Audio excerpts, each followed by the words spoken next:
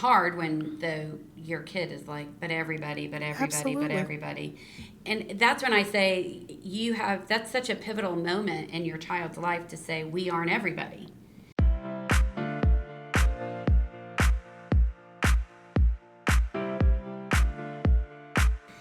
Good morning. Good morning. It's so good to see you. We're back. It's been a long time. It's been a minute. Mm-hmm. We've had a few things happen since we were on here together. Absolutely. We're in a new studio, which we is have pretty, a studio. We're together. Awesome, yeah. Which is exciting. Normally we did this on Zoom. Yep.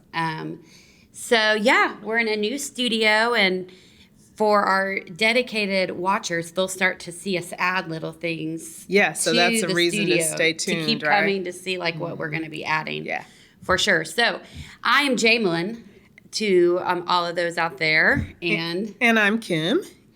And Kim and I are longtime friends. We used to work together at a church down in Indianapolis, and now we're up here in Zionsville, still working together. Yeah. And we like to talk about the sermon from the past Sunday that my husband Dave typically is the preacher. So we'll be talking about his sermon today. And most times, though, this time together turns into a therapy session for me. Kim is a licensed therapist. And so without knowing it, sometimes she tricks me into some therapy. So we'll see what we're going to get into. Hey, you can't today. have too much, right? Uh-huh. Yeah. So I haven't been around much the last couple months. Yeah, you had a lot going on this summer, and I'm sure people are interested to know how you're doing now. So I had surgery over the summer. I had a weird defect. My mom doesn't like it when I use that word defect because she thinks everything with me is perfect, as she should. But I had a strange defect that the only reason I knew I had it was because in January, suddenly I lost my sense of smell. And in a COVID era, that's not a good thing to lose your sense of smell. So after a bunch of negative tests, they found this strange defect in the bone between your nose and your brain. So they went in to fix it. Yeah. And my brain was a little stubborn, imagine that. Yeah. And decided to fight back against being constrained. Yes, being constrained. And so they had to do a second surgery, and my brain was still very stubborn. And so they put my brain in timeout and gave me a shunt. Mm-hmm. So now I have a titanium shunt, which I love because I sing that song. And you get to tell everybody when you go through security, right? Which I found out I'm going to have to get global entry because I can't go through the one where you put your hands up. But I can't say, well, why can't I just go through the other one? Because they said you don't get to choose which security device, yeah. which makes sense. Yeah. So they really pat you down. Yeah. Like I felt like I was in college again, like a head massage. At a party, being groped in places. It was not fun. I did not enjoy it. Yeah. And I said to her, I don't think I can. I travel a lot. I'm like, I don't think I can do this every time. And she said, you're going to have to get a global entry. Yeah. So you got to get working on that. I do, which means I have to go to Chicago, which means I'll probably have to shop. And eat deep dish pizza. I can help you. I could be your therapist along, right? Okay, I can help you feel better. Yeah. So speaking of shopping, though, Dave had a sermon on Sunday that had to make us rethink some of our purchasing. Yeah. Stocking up on. Yeah. Yeah. Oh, especially man, I didn't even think of that part until you just said that. But in the COVID era. Oh, yes. I'm thinking of the ways we hoarded. I hoarded at the beginning. My garage looked kind of like a section of Costco. Yeah. People were really, really frightened of running out of toilet paper. Water. Which I feel like is a therapy session in and of itself.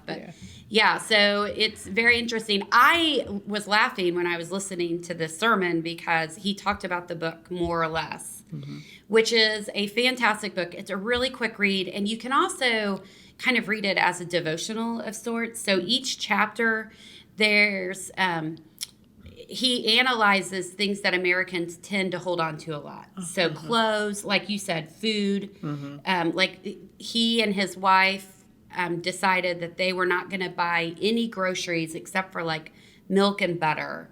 and to see how long they could go eating what they just had in their house. He said, first of all, they gained like 5 pounds because they had so much frozen like egg rolls and stuff like that. But they made it over a month without having to go to the grocery store. How long do you think you could make it at your house? Well, so Dave and I looked at it. We would eat a lot of like frozen carrots and frozen corn and stuff. So we tried doing it once, and we made it like 10 days.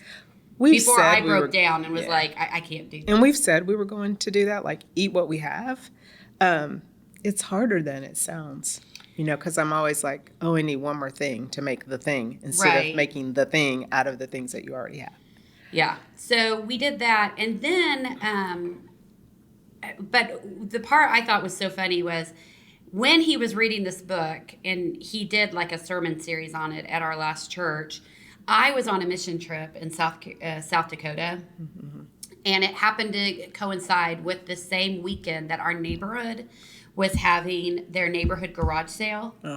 So Dave decided on his own to have a garage sale with me halfway across the country, which I think was completely intentional. I kind of got sabotaged because he got rid of so much stuff that it filled our entire front yard. It was like all the kids' old toys they don't play with, just everything. I saw like old like Vera Bradley diaper bags that I had used. My mom had bought like half that stuff for us, and apparently she went over and was like, "Oh no, you're not selling that. I bought that," and like is filling her car with our junk.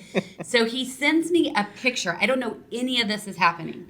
And he sends me a picture while I'm in South Dakota, and I open it up, and all I see is like my kids' toys and like memories I had with them on our front lawn. And with the big for sale sign. Big for sale sign. And I said, what in the world? Is this that stupid book that's doing this to me? And he said, I thought I'd give you a chance to look and see if there's anything you want to keep. To which you responded?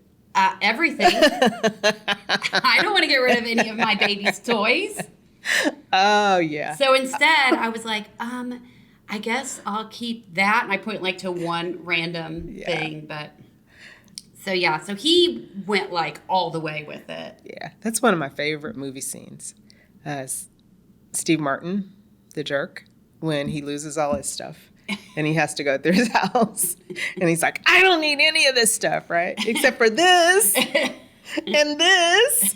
Yeah, it's hard. It's hard. We hold on to things. We do. I had a yard sale once with my friend Dana. You know Dana.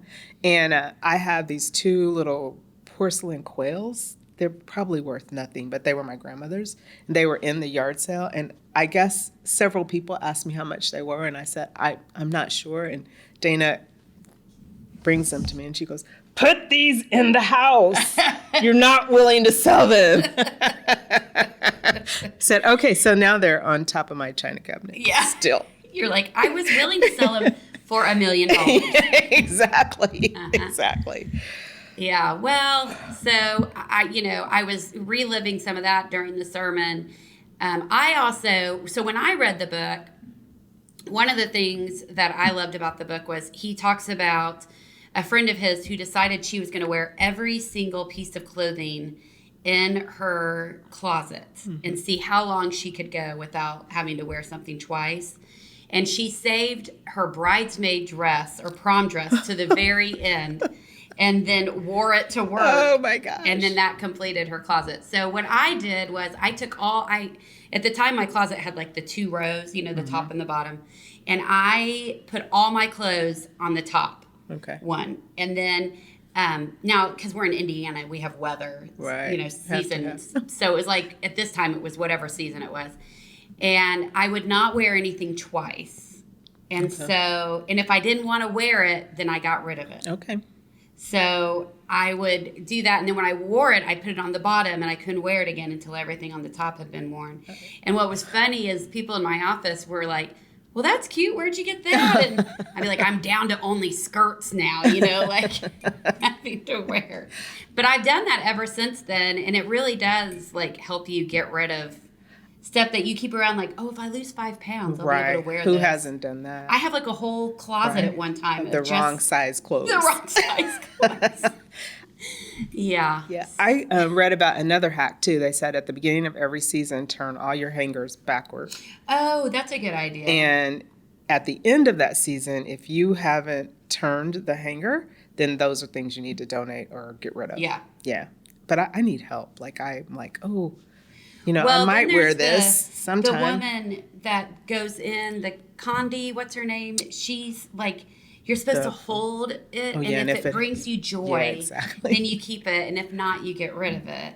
I think I'd be getting rid of a lot of stuff, though. What is that about? Like, not wanting to? Well, but I think theologically it brings us into a little bit of trouble because things shouldn't give you that much joy. This is true. This is true. Which is part of about what enough is, right? What does that even mean, like having enough? And, yeah. Well, the guy was freaking out because his barn couldn't hold his because he has so much. Yeah, exactly. Like, yeah, and so much that he would never use it, or he couldn't use it in time, right? I mean, everything has a shelf life. Right. And so he would have exceeded the shelf life. Which, I've always liked to think about living life as Manna People. Mm-hmm. So, in the Old Testament, the Israelites have left Egypt. They're in the middle of the desert, mm-hmm. and their human nature comes out big time. They start complaining because they're hungry, and wouldn't it be better if we were slaves, because at least then we would know where our food's coming from? Yeah, exactly. Desperation makes you say really stupid things. Yes. Right? Yeah. And so... And fear, right? And fear. Yeah. Oh, fear. So anyway, the manna comes from heaven, but they're only supposed to take what they can eat for that day. Right then, yeah. So they end up taking more because they get scared, mm-hmm. going back to fear. Which is no good. No the next good. Day. And then it becomes full of maggots. Mm-hmm. Yeah, which is not appetizing at all. No. But if you think about it, how much in our own life, when we have over-consumed or over-purchased or over-promised or whatever, mm-hmm. and it doesn't work out, it essentially becomes full of maggots, right? Your life becomes chaos. Yep. You feel really depleted, like you can't focus, you're tired, worn out. Yeah. There's a reason that we're supposed to be present to this day and understand that God is going to take care of the next day as God is taking care of this day. Yeah. Mm-hmm. But then we still really want to build bigger barns. So how do we get around that? Yeah. We were talking earlier, and I was just thinking about driving down the street in any subdivision, and there's barely a garage that has a car in it, let alone 2 cars, Yeah. Because you're sharing the garage with all your stuff. And the storage industry is like one of the fastest growing franchise opportunities in the United States, because people have so much stuff that they gotta go rent some space to store it someplace else. Now that is way more than enough if you have to store it someplace else. I know, and what's fascinating to me is if you ask someone, list for me everything that's in your storage unit, there's no way, they're not going to be able to do it. No, I don't even know if I could tell you everything that's in my attic. I mean, Christmas decorations, other holiday decorations, extra luggage, a dining room table that I don't really need. Yeah. There are places where I could whittle down a lot. Yeah. So you said, though, that when your closet is messy, that creates angst in your... It does. So when my closet is organized and I can see my options, I have a really easy time getting dressed. When it's disorganized, which is its current state, I might have on 2 or 3 or 4 different things in the morning because I can't decide what to wear, or I don't like the way it looks, and I can't really see it. It's like in my office, like I lose my keys a lot, even though I have a cube. Because I've got all these papers and books and stuff, and my keys are right here. But I can't see them in all the clutter. Whereas if I'm organized and my things are neat, and I do pile management. I'm all about that. But I know exactly what.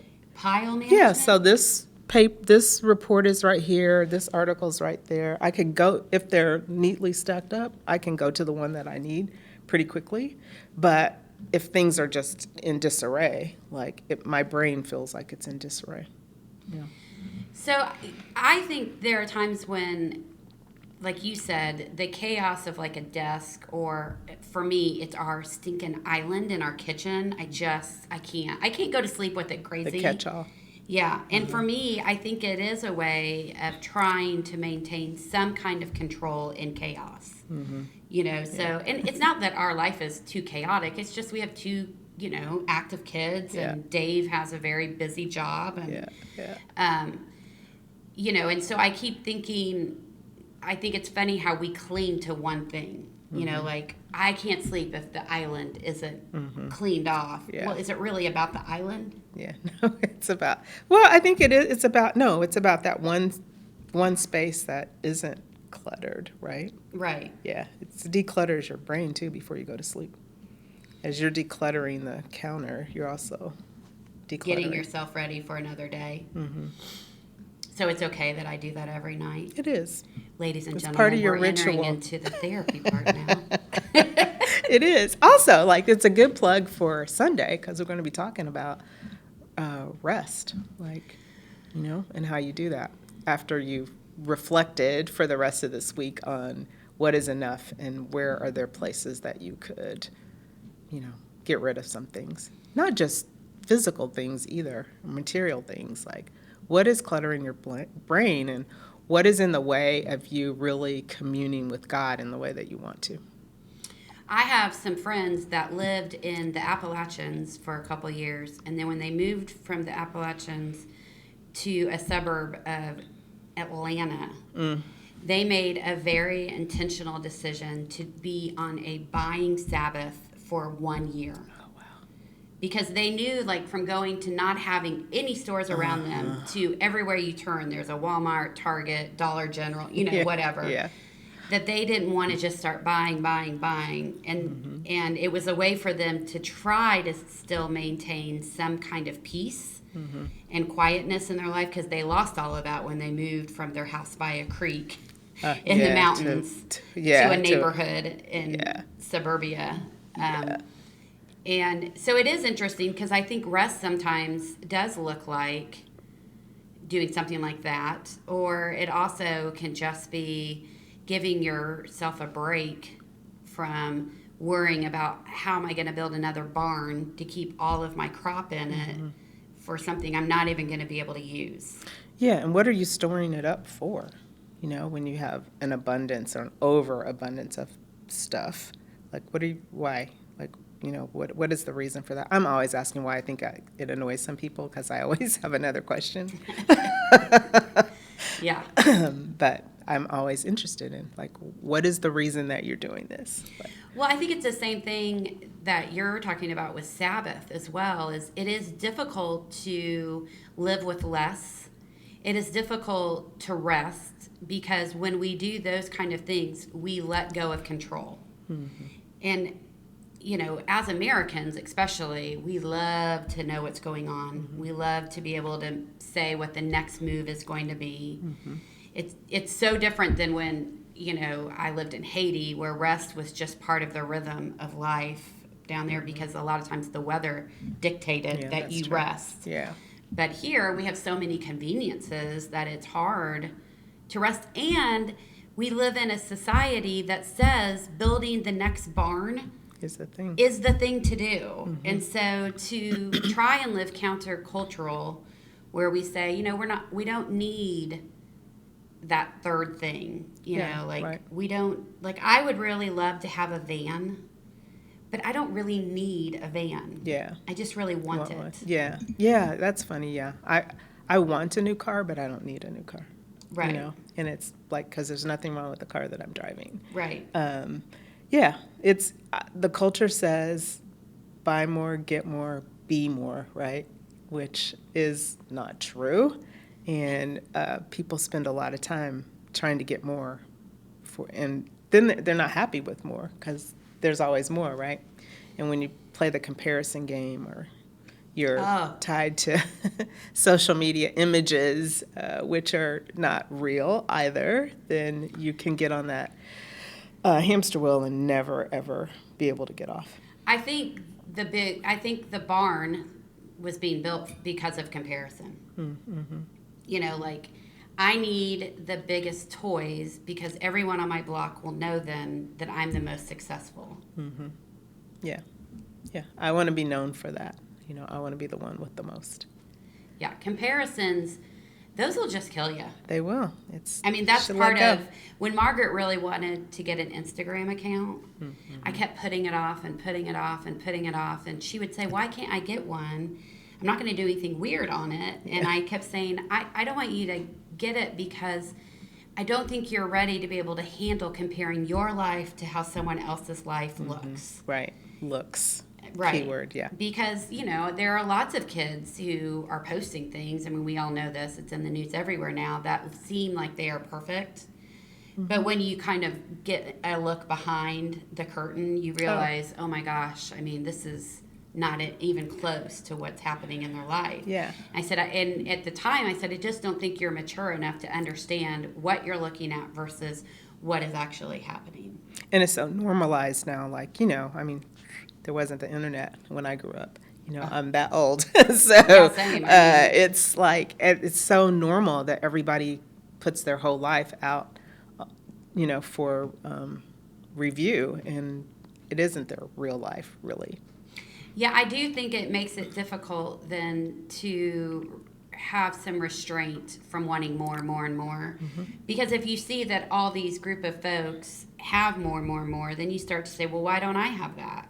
Yeah, you know? And it starts so early. I mean, Margaret is at least a teenager. My 4-year-old grandson has some YouTube folks that he likes to watch. And I can't even think of their names because I don't want to remember them. But they're other little kids, like they're kids playing with toys. There's a boy on YouTube who unboxes toys and is like a millionaire. Oh, yeah, it's like, yeah. I mean, their parents are putting them out there, you know, like that. So it starts so early.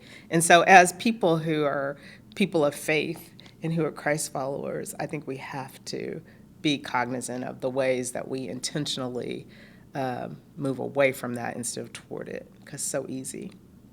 It is. It's hard when your kid is like, but everybody. Absolutely. And that's when I say that's such a pivotal moment in your child's life to say, we aren't everybody.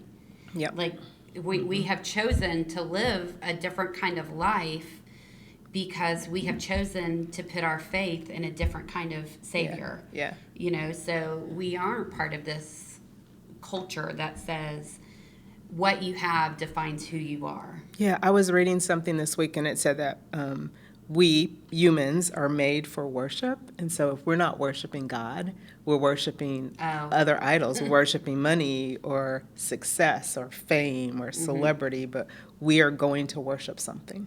Yeah. You know? Mm-hmm.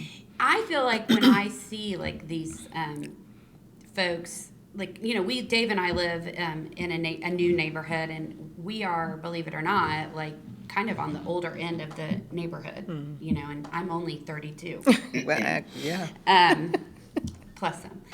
But it is interesting. We watch our neighbors who are just hustling really hard, you know, two families or two income families working really hard, having kids at the same time. And you know, for me, when I look at that, it reminds me of a period of our life that was exhausting. Mm-hmm. But so much of it, you know, I wonder is how much of that is like this whole keeping up with the Joneses, you know, like maybe they wouldn't have to try and get partners so early if they could be fine with not having, you know, a Tesla before they're 35. Yeah. You know, or something. Yeah. But it's hard because you get caught in the moment and you think, well, I'm doing this for my family.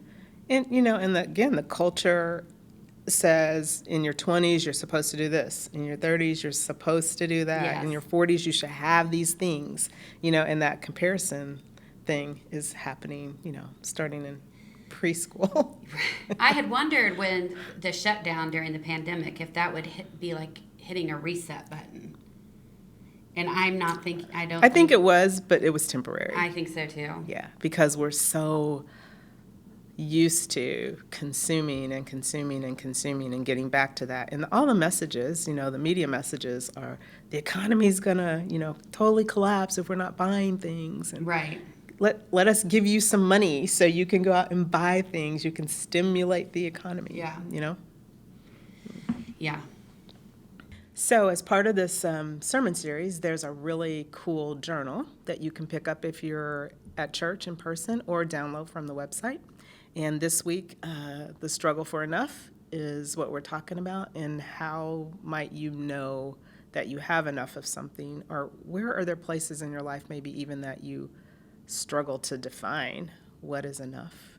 And I would add, where is it that you have too much of something? All right. So what am I doing in the journal this week? So you're looking at the journal and you're listing 3 areas where you have more than enough. Well, right now I would say we have more than enough candy in our house. Just for the record, I am not in charge of morning lunches. Dave told a story in his sermon about how he put all the kids' Halloween candy in a lunchbox and sent it to school. I had nothing to do with that. It would have been a hilarious lunch hour, though. I'm sure it was great. I don't make lunches. Yeah. But yes, right now we do have enough sugar in the house. And I struggle with sugar anyway. Oh. So, what else do I have more than enough Yeah. of? Yeah. I think I have more than enough shoes. And someone was talking about how cool your shoes were today. I know. Yeah. And I'm realizing I need to take it down a notch with the shoes. I have a lot of shoes. And I have more than enough. Is this supposed to be a negative thing or Not a necessarily. positive? And it doesn't have to be just things. It could be, I have more than enough time, so I could volunteer some of it, or, I feel like I have more than enough laughter. Huh. But can you ever have enough I don't think laughter? so. So You I can't don't have too think the much. positive. Yeah. I feel like you have tricked me into therapy again Really? here. Oh. Is it a trick? You didn't see it coming? All right, what's And another? also, are there things that you don't have enough of? I feel like for me right now, I don't have enough motivation to want to exercise. Oh, that I bet you lots of people can relate to that. I can't. I can't. I'm using my wrist as an excuse. Yeah. I walk a lot, but I feel like I need to sweat a little bit more than I'm sweating. Okay. So, John, our producer, he gets up every day at 6 a.m. and works out. That's pretty He's great. a role model. I know. Yeah. So now I wish we could benefit for can't his getting up at 6 I can't o'clock. even get up at 7 o'clock Work to out. exercise. So Doesn't work that way. I have though. maybe more than enough time to sleep right now. I've been tired lately. So, yeah, I think it's a good lesson because it really makes you have to think, where is there a place of scarcity in my life? And it's hard to even understand what scarcity is living in the United States, It is. to be It really perfectly is. honest. My understanding of this is through a much different kind of lens because I work every day with people in Haiti who cannot find gas right now at all in the country. And when they can, it's $27 a gallon. Yeah, and I'm complaining about $3.39. I know. Yeah. So, I have a little bit different of a view of this for sure. So, yeah. But I think if we take some time, we all can find 3 places where we have enough and 3 places where we don't have enough. Yeah, I do think I tend to immediately go to things when when I ponder, what do I have more than enough of? I would say I typically go to And things. I will just, confess, I probably don't have enough time spent in quiet. Yeah, I don't have enough of that either. Although I do spend a lot of time by myself now, so Is your brain quieted down, though? probably not. Yeah. I always have music on. Yeah, just in quiet contemplation. See what you hear if there's no other real noise around. There's always noise, but, if you turn the music off. What if when you turn everything off and you don't like what you hear? Then you might need to give me a call. Awesome. Now I have more than enough anger towards you, so that's great. It is so good to be back, though. It is I really must say. good to be back. And a couple things for those of you watching. We decided we need better coffee mugs. Yeah. I mean, I do love Zionsville Community Schools, let's be honest. But so if anybody wants to drop off a coffee mug for us to use. Two. That would be great. And we'll present them and give you a shout out for that. Yeah. We're also looking for a really cool tapestry to hang behind us if anybody has something they want to bring into us. Yeah, and also guest hosts. So if you're interested in that, let us know that you'd like to be guest host. We're going to be inviting people. My niece in Pittsburgh has already asked if she can be interviewed. Oh, yeah. Abby, right? Abby, yes. Yeah. So I think it's going to be fun. We love our studio, John. Thank you so much. And it's going to be a good week, and we're looking forward to hearing you preach this Sunday. All right. I'm looking forward to preaching. And we're going to be resting. All right. Good. Okay. Have a great week, everybody. Bye, everybody. Thanks for joining us.